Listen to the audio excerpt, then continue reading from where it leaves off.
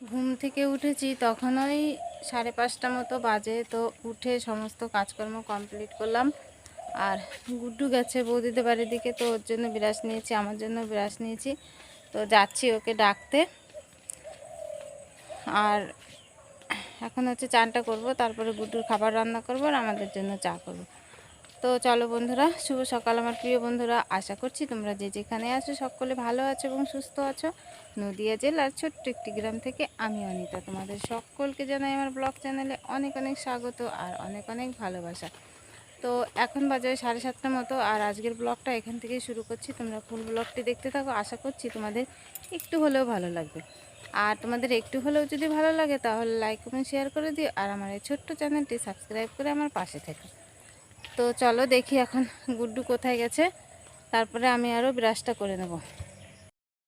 বাড়ি থেকে বৌদিদের বাড়ি এসে দেখে এক কাণ্ড, ভাইপো হচ্ছে মাঠে জাল পেতেছিল। আর দেখো কত মাছ পড়েছে, শিঙি মাছটা দেখো এখনও জ্যান্ত রয়েছে, কেমন হচ্ছে। আর জালে কিন্তু প্রচুর মাছ পড়েছে, পুঁটি, লাঠা, তারপরে তোমার শিঙি। তো আমি আর বৌদি দেখো বসে বসে মাছগুলো ছাড়িয়ে নিচ্ছি, আর বৌদি দেখো দাঁড়িয়ে পাচ্ছিল না বলে ওখানে হচ্ছে বসে পড়লো। আর আমিও কিছুটা হচ্ছে ছাড়িয়ে নিলাম। তো 3টে জাল পেতেছিল, 2টো জালে অল্প পড়েছে আর এই জালটায় কিন্তু অনেক মাছ পড়েছে। তো ছাড়াতে ছাড়াতে কিন্তু আমাদের অনেকটা টাইম লেগে গেছিলো মাছগুলো। আর এই মাছের সাথে মাঠ থেকে এনেছিল অনেকটা বড় বড় শাপলা, মানে কি বলবো তোমাদের, 2 মানুষ শাপলা, মানে এত বড় শাপলা হয়েছে। আর যেখান থেকে তুলে এনেছে সেখানে ছিল একটা পুকুর, তো পুকুরে হচ্ছে অনেক জল, সেই জন্য শাপলাগুলো বড় হয়েছে। আর মাঠে যেগুলো হয়েছিল সেগুলো কিন্তু একদমই ছোট। আর মাছগুলো ছাড়াতে কিন্তু ভীষণই কষ্ট হচ্ছিল, কারণ জালের একদম ছিদ্রগুলো ছোট ছোট। আর এখানে দেখো সব মাছগুলো ছাড়িয়ে ছাড়িয়ে ফেলছি, কতটা মাছ হয়েছে দেখো। তো দুজনে মিলে তো অনেকক্ষণ ভরেই হচ্ছে মাছগুলো ছাড়ালাম, আর খুবই কষ্ট করে ছাড়াচ্ছিলাম। আর যেগুলো হচ্ছে একদম ছাড়াতে পারছিলাম না সবগুলো কিন্তু মাথা কেটে দিয়েছি।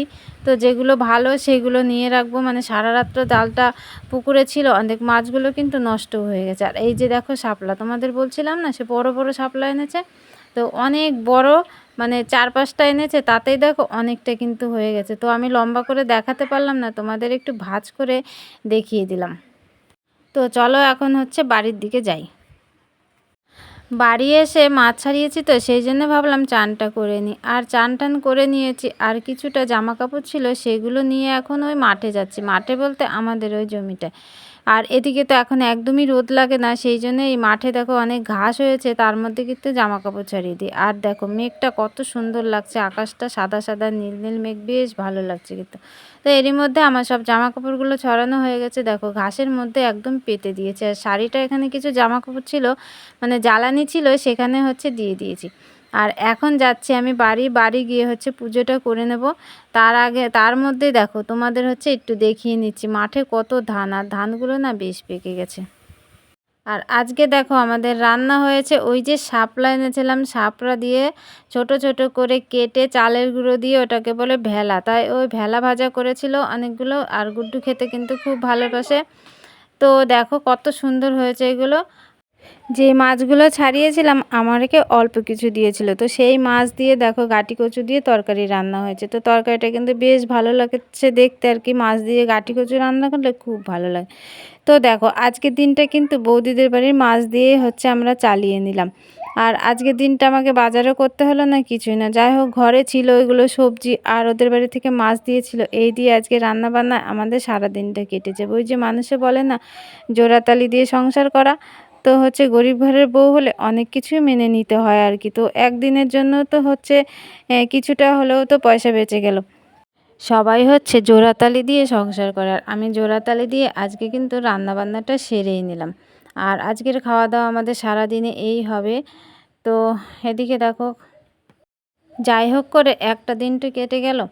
তো এদিকে দেখো আমি খাওয়া দাওয়া করে থালা বাসনগুলো নিয়ে চলে এসেছিলাম কলপারে, আর এখন কিন্তু সব থালা বাসনগুলো মেজে নেব। মেজে ধুয়ে কমপ্লিট করে তারপরে হচ্ছে গুড্ডুকে ঘুম পাড়িয়ে হচ্ছে আমি একটু কাজ করব। তো চলো এখন আমি থালা বাসনগুলো সব মেজে ধুয়ে কমপ্লিট করে নিই। বন্ধুরা দেখো দুপুরবেলা থালা বাসন মেজে নিয়েছিলাম, আর একটু কাজ করে বিকেলবেলা চলে এসেছি। দেখো কত সুন্দর জায়গা, আর একটা শর্ট ভিডিও বানালাম বলে দেখো আমি আর বৌদি রেডি হয়ে চলে এসেছি। একটু হাই করো, না তো হাই করে দাও বন্ধুদের।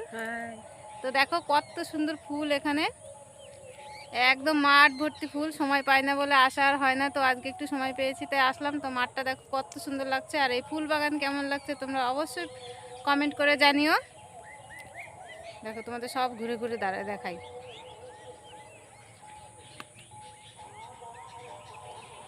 তো চলো বন্ধুরা, ভিডিও বানানো হয়ে গেল, ঘোরাও হয়ে গেল, এখন হচ্ছে বাড়ির দিকে যাই। হ্যাঁ, তো বন্ধুরা এরই মধ্যে দেখো আমার ছেলে টপাটপ করে কতগুলো ফুল তুলে নিয়েছে, তো ফুলগুলো নিয়ে যায়, পুজো করা হবে। বাবারে তার কাটা দিয়ে ঘেরা।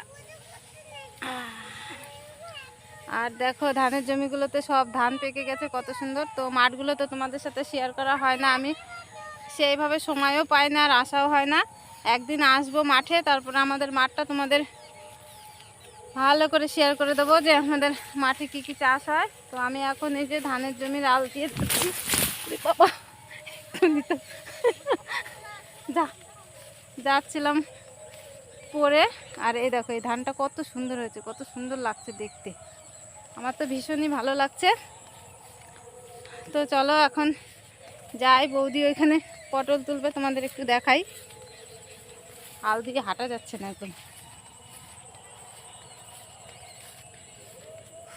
প্রচণ্ড গরম। পটলের মালিক পটল তুলছে। হাই হাই, অনেক বড় পটলের জমি, ওইখান দিয়ে সবাই পাট ছড়িয়েছে, পাটকাঠি ছড়িয়েছে, গ্রামের বাড়ি যেমন হয় দেখতে আর কি। হ্যাঁ, আর এই যে